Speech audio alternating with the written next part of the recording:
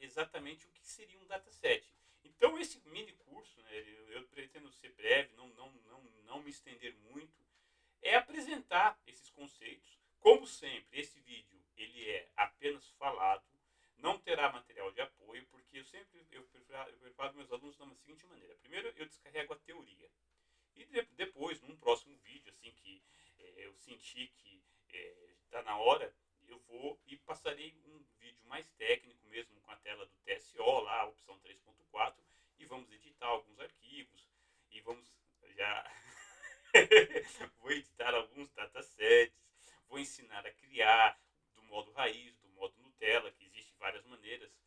Como eu disse para vocês lá em outros vídeos, o MVS foi o primeiro sistema operacional do mainframe e todos os outros sistemas operacionais que existem nos nossos dias atuais foram inspirados nesse MVS.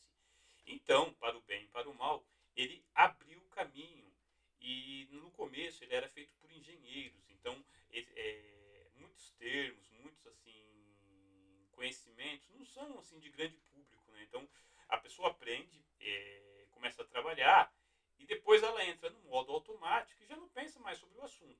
Então, a minha missão com esse vídeo é justamente dar aquela base teórica para quem está aprendendo agora e mesmo para quem já trabalha, rever os conceitos, entender exatamente por que está trabalhando. E a minha missão é essa: divulgar o conhecimento. Conto com a sua ajuda. Ajude-me a divulgar o canal, ajude a divulgar os vídeos. Eu tenho a comunidade lá no LinkedIn, a Belocosa Mainframe. Existe uma newsletter onde eu tenho publicado artigos numa linguagem acessível, bem básica mesmo assim, para que as pessoas possam aprender e compartilhar essa minha experiência de quase 4 décadas em que eu trabalhei aqui no Brasil, em Portugal, na Espanha, na Itália. Trabalhei com ingleses num projeto multinacional, com franceses, ingleses, indianos, portugueses e espanhóis. Foi uma verdadeira torre de Babel linguística, mas o projeto terminou em bom termo, isso que é importante, né? O programa ir para a produção. Mas chega de apresentações e vamos passar então o conhecimento do dataset no mainframe, do básico até a força. Eu espero que vocês coloquem as suas dúvidas nos comentários, ou mesmo aqui no YouTube, ou lá no LinkedIn, ou no nosso blog, ou seja, onde vocês acharem sentirem-se mais confortáveis. Para aqueles mais corajosos, até o momento eu já liberei 2 quiz. Esses quizzes são básicos, então um deles é sobre COBOL, que foi um grande sucesso, mais de 500 pessoas já responderam as suas perguntas. O do ZOS, ele é mais recente, então ainda não atingimos o grande público, ele está sendo evoluindo aos poucos. Alguns críticos, né, agradeço de coração mesmo toda a crítica, porque ajuda-nos a melhorar o trabalho, acharam que era muito básico. Mas a intenção realmente é que fosse muito básico mesmo, para a pessoa aprender. Então, ao responder o quiz, ela, mesmo que ela não saiba nada, ela vai ter ali algumas imagens de apoio, vai ter alguns vídeos curtos, vai ter o vídeo da aula, em que vai ajudá-lo a conhecer mais os EOS. O dataset faz parte, então, dos EOS, é parte do sistema operacional. Ele é uma estrutura que funciona ligado ao sistema operacional. Ele faz a ponte, então, entre o sistema operacional e o arquivo no disco rígido. No passado, nós tínhamos, então, relembrando, os cartões perfurados, depois tivemos as fitas magnéticas, depois tivemos os cartridges, e esse processo todo de evolução também permitiu dar mais poder. Então, no começo, os arquivos datasets, né, eram sequenciais, depois eles passaram a ser sequenciais indexados, e hoje em dia, armazenados no disco, nós chegamos até o NoSQL, com o VisandDB, que usa JSON. Então, vocês podem ver que nesse tempo todo, a tecnologia tem evoluindo, o software por trás dos datasets, então são o Kizan e o Visan. Existem outros, tá? Dentro do sistema operacional tem uma série de outros softwares, eles mantêm para manter a compatibilidade com o passado, mas atualmente os mais usados realmente é o Kizan e Visan. A origem do dataset remonta às origens do computador, a necessidade de armazenar as informações geradas, né?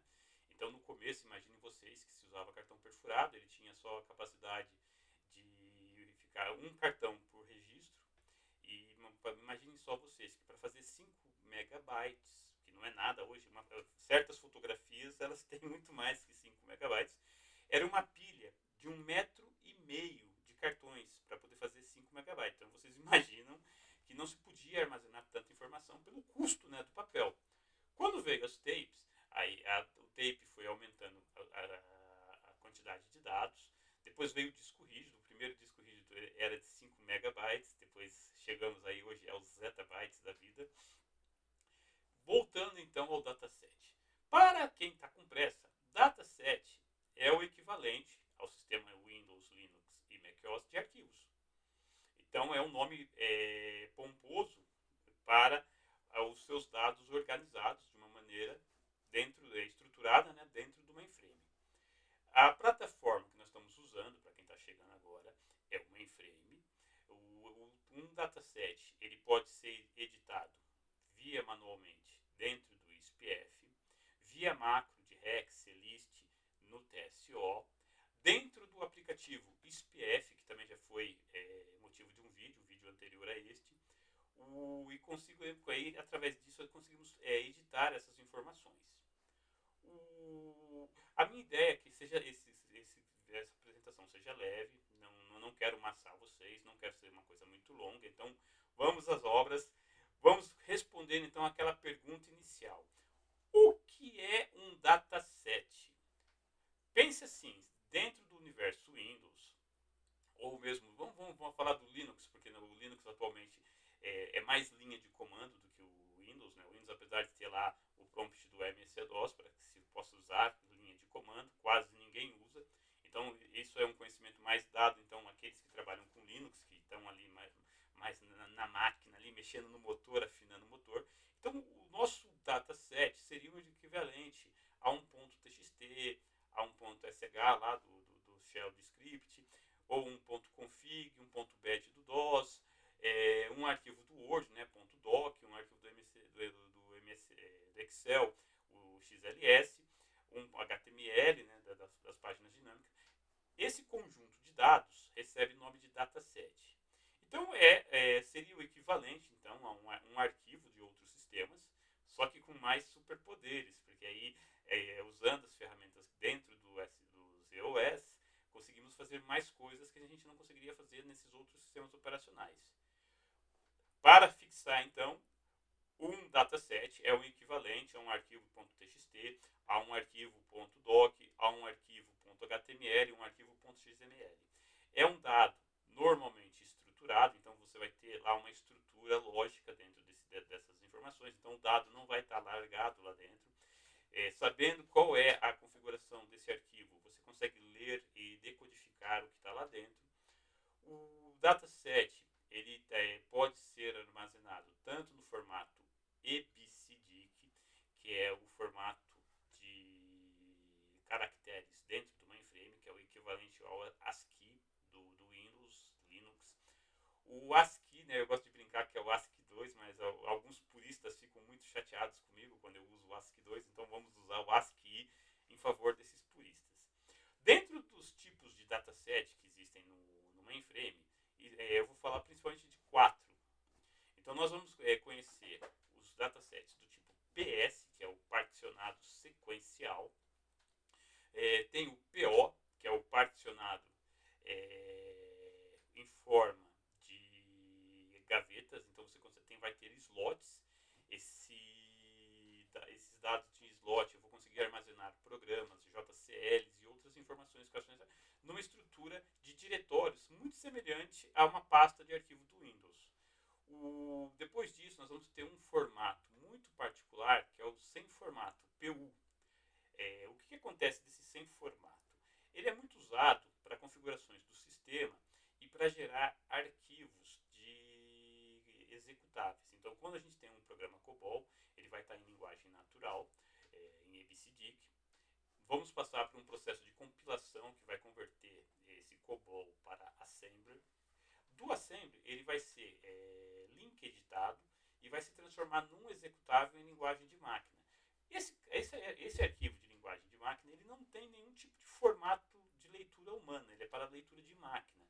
Então, veja só a problemática. Né? O sistema operacional não consegue prever qual será o formato, o tamanho desse arquivo ao final da link edição. Então, esse dataset ele recebe esse formato de PU e, sem formato, ele grava de acordo com a necessidade do programa. Pode ser um programa pequeno, um programa imenso. Aí o sistema operacional na link edição vai gerar essa informação. Acho que conseguimos, né, entender um pouquinho, né, dos tipos. Ah, faltou o quarto tipo. Ó, o tiozão aqui se empolgando e falando e passando adiante. O quarto tipo já é um tipo especial porque esse dataset ele é baseado no Visan e ele tem dois tipos de arquivo. Um arquivo em que vai ter o índice e o outro arquivo que vai ter os dados. Para acessar esses dados, eu posso tanto acessá-los sequencialmente normal, ou eu posso usar a chave de índice. Então, eu vou ter lá uma chave, como uma cláusula where do SQL, e consigo encontrar a informação através de uma pesquisa mais rápida, sem ter que ler o arquivo de começo a fim. Um arquivo sequencial normal, eu não tenho essa possibilidade. Então, para mim localizar uma informação que eu precise, eu sou obrigado a ler o arquivo do começo ao fim até encontrar aquilo que eu estou procurando. Os nossos formatos, além desses que eu falei para vocês, eles vão ter umas outras particularidades que é para acelerar a memória. Mas antes disso, peraí, eu comecei a falar do arquivo, do dataset, e vamos pensar no nome. Então todo dataset tem que ter um nome. Esse nome ele pode ter 44 bytes de comprimento. Esses 44 bytes de comprimento, ele tem uma outra particularidade que ele vai ter uma subdivisão. Essa subdivisão é separada por ponto, então você vai ter um nome principal e vai seccionando esses 44 bytes por pontos. Nisso, eu consigo ter 22 níveis. Normalmente, a primeira parte do nome de um dataset vai ser o user ID do TSO. Então, o seu user ID vai criar um grupo de datasets e para baixo desse nível vai ter todos os seus datasets criados. Quando você está trabalhando, o seu sistema de trabalho vai ter um nome e ele vai ser a raiz desse grupo de trabalhos. Eu consigo pôr segura-senha nesses arquivos através do hackf, eu consigo pôr acesso limitado a grupos de trabalho, então nem todas as pessoas podem ter acesso a esse grupo de datasets. E para facilitar a leitura, o dataset ele pode ter um conceito que é chamado de blocagem. A blocagem seria pegar X quantidade de bytes para trazer na leitura. Então eu vou economizar I/O, né, de chamadas ao sistema operacional para ir lá no disco rígido, pegar a informação e trazer para a memória do computador. E essa questão de blocagem, então normalmente uma leitura sem blocagem, ela vai ler para o registro. Então se o meu dataset é de 80 bytes, imagine, ele vai ler 80 por 80, 80 por 80 até o final do arquivo, gerando muito tráfego de I/O ali, porque nem sempre o disco com um dataset vai estar no mesmo mainframe, ele pode estar nos Splex em um outro lugar. Para economizar essa questão de I/O, foi criado esse conceito de blocagem, e a blocagem ele vai então trazer X blocos de registros, economizando acessos ao disco, deixando na memória ali em ponto seria tipo um arquivo temporário dentro da memória, uma página, né? Essa página o nosso programa acessaria, tanto o SPF, e traria informação mais rápida. Quando eu vou criar um dataset, eu tenho que sempre ter em mente então o tipo de formato, o REC RL, que pode ser fixo, variável, fixo blocado, variável blocado.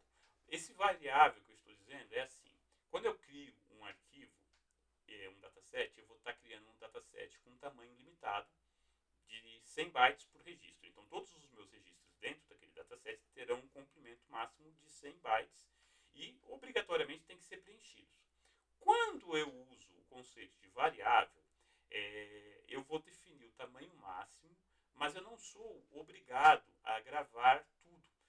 Vai ter ali alguns caracteres em formato binário, indicando qual é o tamanho do registro. Então eu posso ter, faça de conta que o meu variável blocado é de 1000 bytes.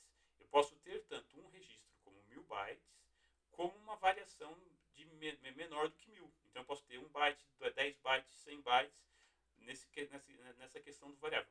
Foi criado esse conceito justamente para economizar espaço em disco, porque às vezes eu teria lá 1000 bytes, mas eu não iria gravar os 1000 bytes cada vez que eu gravasse. Então eu estaria desperdiçando em espaços em brancos coisas que eu poderia desprezar. Então, usar o variável blocado, eu estou economizando espaço em disco e tornando mais eficiente o meu trabalho. O RQL eu já falei, então, que é o tamanho máximo do nosso arquivo. O RECFM é o formato. O block size, então, é o tamanho do bloco. Ele vai ser um múltiplo com o tamanho do registro. Pode ser 10, 20, 200. Vai depender da sua necessidade. E, normalmente, quem calcula isso de modo mais eficiente é o sistema operacional. Então, você deixa para o sistema, o ZOS, calcular para você. E ele vai te falar, dentro daquele arquivo, qual é a melhor blocagem de trabalho. E, por fim, nós vamos ter um outro conceito que é o space. O space, ele vai gravar, ele vai alocar no disco continuamente um espaço para que você grave as suas informações e evite que o cabeçote de leitura fique avançando para frente e para trás. Hoje em dia, no SSD, já nem quase mais se considera mais esse conceito do cabeçote, mas o space continua ativo e mantém, então, que todo grupo, os dados estejam juntos. No Windows, por exemplo, quando nossos dados não são gravados continuamente, de tempos em tempos nós somos obrigados a fazer a defragmentação do disco, de modo a que todos os blocos que estejam espalhados ali em diversos lugares sejam alocados próximos ou mesmo contínuos no disco. Para criar um dataset, como eu disse, nós temos dois caminhos, o modo Nutella e o modo raiz. O modo raiz, eu tenho que usar a opção 3 lá do SPF. Dentro da opção 3, eu vou ter a opção 3.2, que é o allocate. Vou alocar, né, esse dataset, vou gravá-lo e poderei, então, assumir lá no disco se ele vai estar catalogado, então pronto para o GES2 encontrá-lo, ou vai estar descatalogado, em que eu precise, cada vez que for trabalhar com esse dataset, ter que montá-lo. Então, temos essa dualidade, né? Um dataset catalogado no disco e um dataset não catalogado. Às vezes, quando um disco vai para tape, um dataset vai para tape, né, fita magnética, ele perde esse catálogo, desaparece do master catálogo e você não consegue acessá-lo por JCL. Então, tem que passar lá na 3.2 e realocá-lo a uma nova unidade de disco e, com isso, poder acessá-lo diretamente por GES2, programas, JCL, essas coisas. Esse é o modo raiz, né? No modo Nutella, eu posso pegar já um arquivo, um dataset já existente, e copiá-lo e renomeá-lo. E com isso, eu economizo todo aquele trabalho de alocar, de pôr lá o RQL, o block size, essas coisas todas. Além disso, para os mais curiosos, existe a maneira de usar um aplicativo da IBM, o IFBR14, e por JCL eu consigo então criar um dataset particionado, um dataset sequencial, um dataset sem formato, através de uma compilação de um programa COBOL, um programa Assembly, PL1, Natural, BET e Rex. Rex não compila, perdão, Rex é interpretado.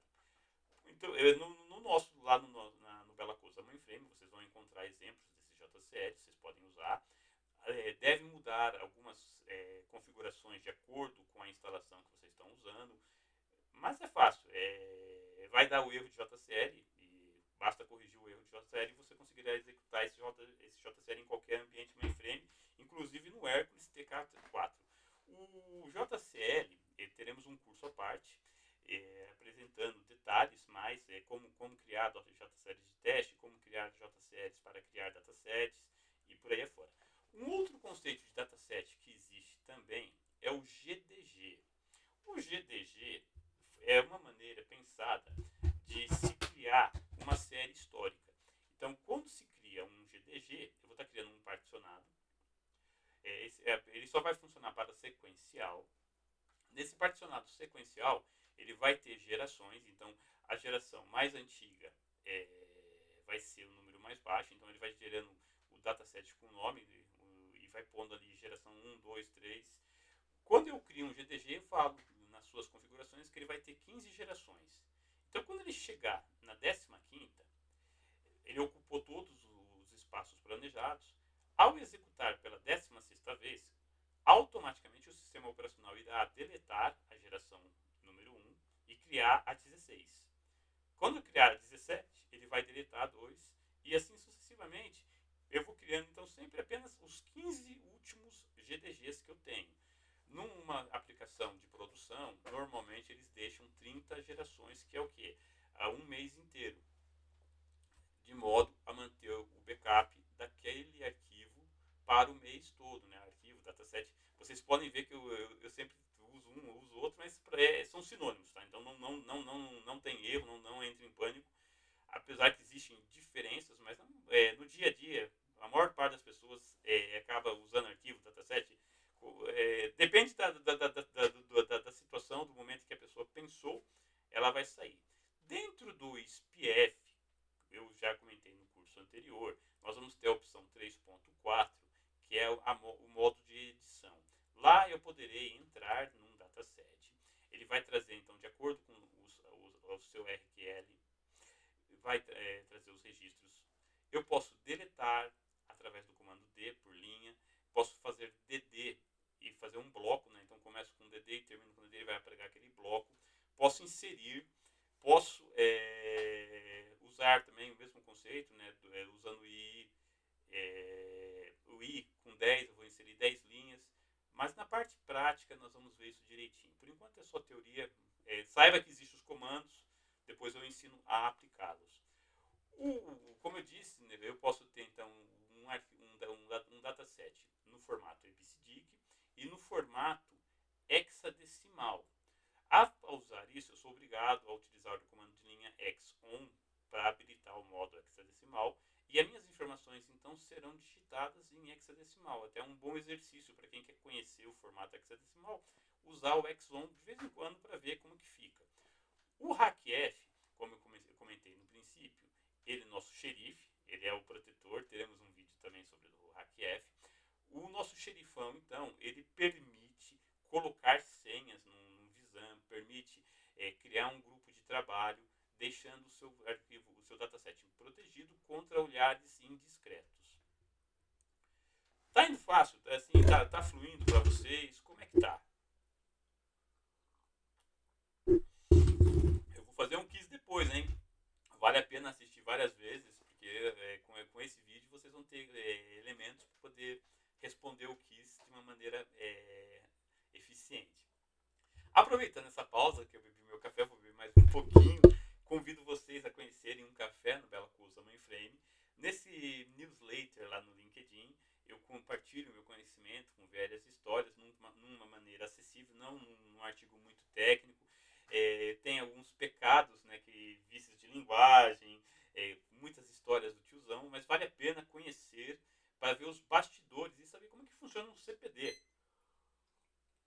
É uma coisa curiosa, né, que CPD hoje quase ninguém mais usa, né, que é o Centro de Processamento de Dados. O CPD é onde está a máquina, atualmente chamam de data center, né? Mas poucas pessoas têm a possibilidade de ver, porque atualmente usamos o TCP/IP como protocolo e usamos emuladores no Windows, no Linux ou no macOS. Esses emuladores são softwares que rodam num formato GUI muito mais amigável, ajudando com Ctrl+C, Ctrl+V, uso de mouse, para aumentar a produtividade. Além do SPF, que é o IDE do mainframe, vocês podem conhecer o Zoe, que é um plugin dentro do Visual Studio da Microsoft. Podem usar o Eclipse, que é também ele tem plugins dentro do Eclipse que você pode editar também programas, datasets de mainframe, fazendo uma conexão.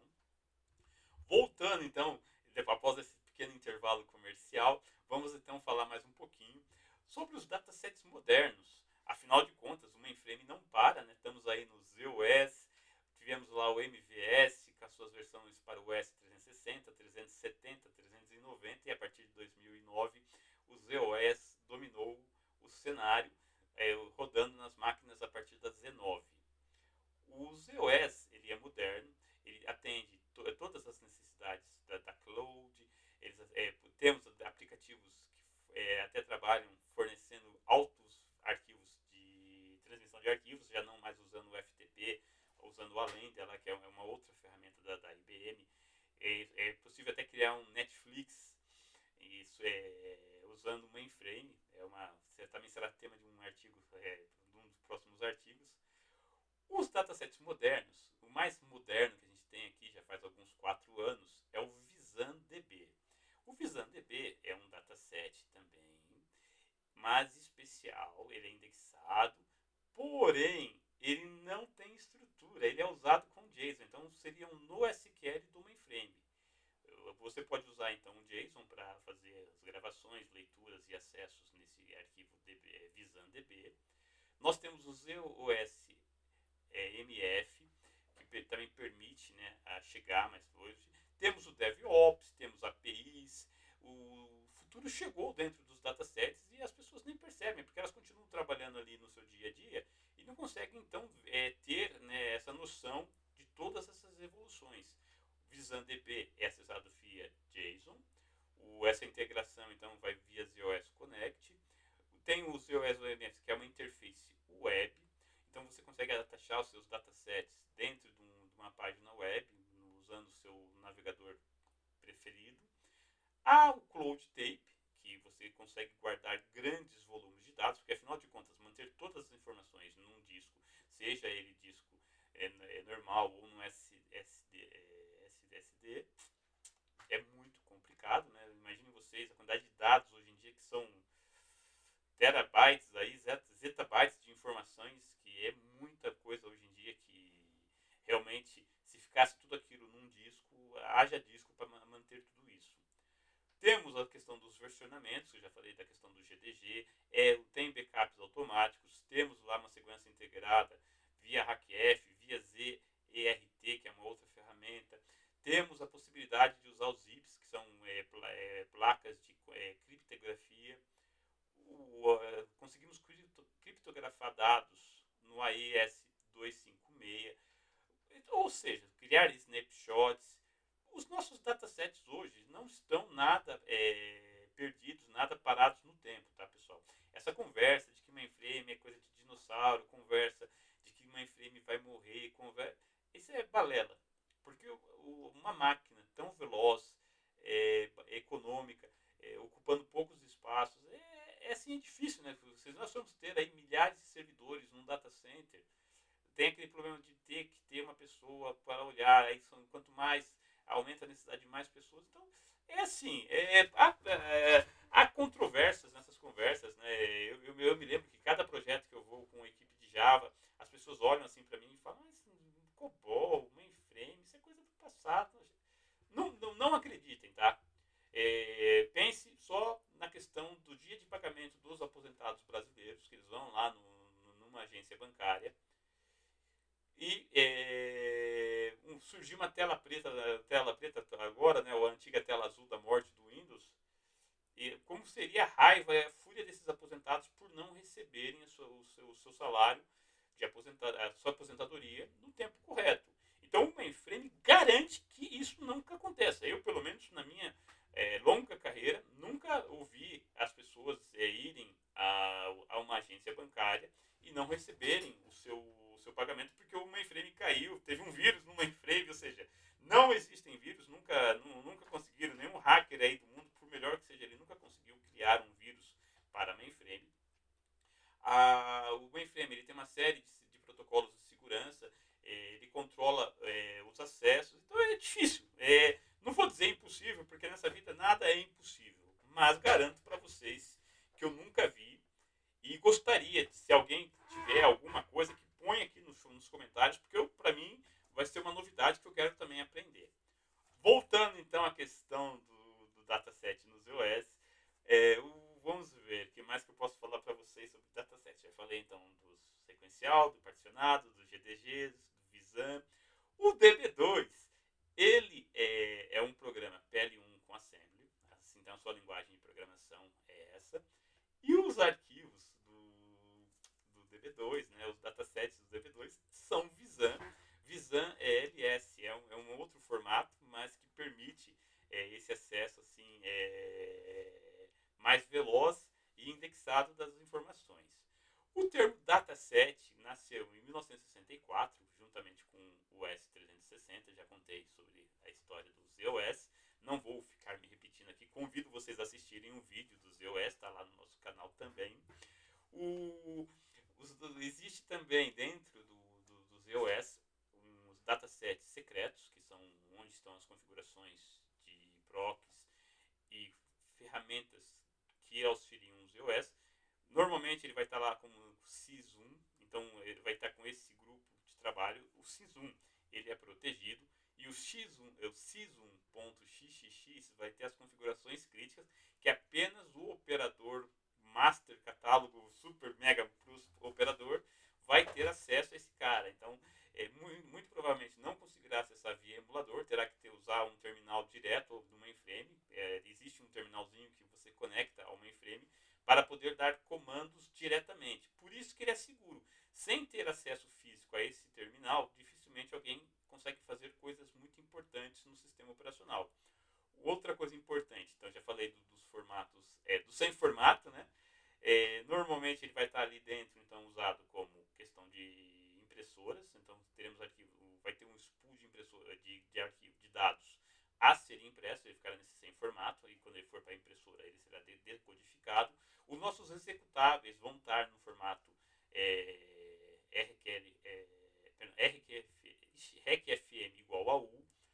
O dataset, então, ele vai também ter uma questão de ser compactado, vai ter uma compressão automática. Eu posso acessar esses datasets públicos, né, ou aqueles que eu tenho acesso via HackF por FTP, então eu consigo baixar esses arquivos para o Windows. Quando eu faço essa baixa, há uma conversão automática do ABCD para o ASCII. E agora chegamos à sessão das dicas para os nossos Padawans, né, transformando Padawans em Jedi. Os nossos datasets, quando eles são muito grandes, eu vou declarar lá no JSL dele que ele vai ter o space em cilindros e vai ter 10 cilindros disponíveis com 5. Então quer dizer que ele vai usar 10 cilindros para gravar as suas informações. Enchendo esses 10 cilindros, ele vai gravar mais 5, mais 5, mais 5, até atingir o limite estabelecido para aquele tipo de dataset. Uma outra coisa importante é que quando nós estamos codificando, seja Natural, PL1, Hex, Assembly, o próprio COBOL, o ideal é usar o CAPS-ON, que é um comando de linha do ZOS, em que transforma automaticamente os arquivos, os caracteres em maiúsculas. Por quê?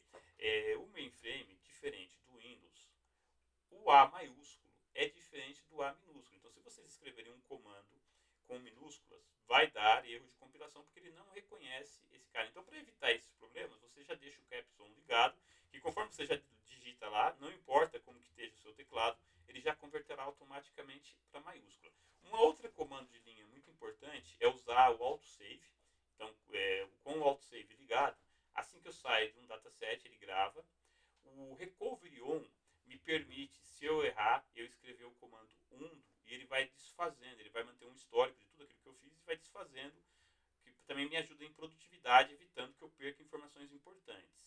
Sobre backups, eu posso fazer manual, copiando, ou posso usar o IEBcopy, que é um outro aplicativo já do sistema operacional, é um programa, que ele vai fazer cópias do seu arquivo via JCL. Então, o dataset eu posso usar, criar uma proc de backup, e essa proc é através de um JCL, ou mesmo uma macro Rex para fazer esse backup automático para mim. Então é importante também, dependendo do grau de necessidade, usar essas ferramentas. Claro que se você estiver usando um editor de comando, de programas, e com versionamento tipo GitHub, Changeman e Endeavor, entre outros, ele automaticamente vai gravar versões do seu código e permite, então, restaurar versões. Então, você tem existem vários caminhos que vão chegar no mesmo lugar. Quantas informações? Eu já falei do GDG. O GDG vai criar gerações de acordo com aquilo que você necessitar.